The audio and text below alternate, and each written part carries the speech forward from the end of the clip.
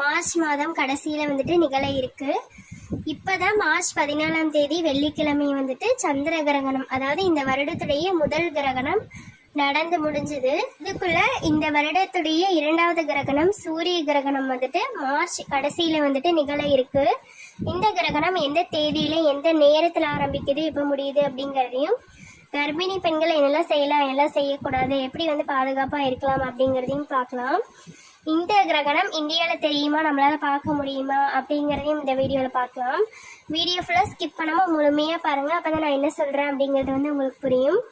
நம்ம சேனலை இப்போ தான் ஃபஸ்ட் டைம் பார்க்குறீங்க அப்படின்னா மறக்காமல் சப்ஸ்கிரைப் பண்ணிட்டு பாருங்கள், அப்போ தான் போடுற வீடியோஸ்லாம் உங்களுக்கு நோட்டிஃபிகேஷனில் வரும். உங்கள் வீடியோக்குள்ளே போகலாம். இடத்துல மொத்தம் 4 கிரகணங்கள் இல்லைன்னா 5 கிரகணங்கள் வந்துட்டு ஏற்படும். அதில் 2025 மொத்தம் 4 கிரகணங்கள் ஏற்படும்.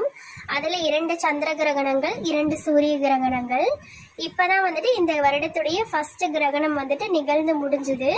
இப்ப வரக்கூடியது என்னன்னு பாத்தீங்கன்னா சூரிய கிரகணம், இந்த வருடத்துடைய இரண்டாவது கிரகணம். ஃபர்ஸ்ட் சூரிய கிரகணம்னா என்ன அப்படிங்கறத பத்தி பார்த்தரலாம். சூரிய கிரகணம்னா சந்திரன் சூரியனுக்கும் பூமிக்கும் இடையில் போகும்போது சூரியனோட ஒளியை தடுத்து பூமி மேல ஒரு நிழலை ஏற்படுத்தும். அதனாலதான் சூரிய கிரகணம் ஏற்படுது.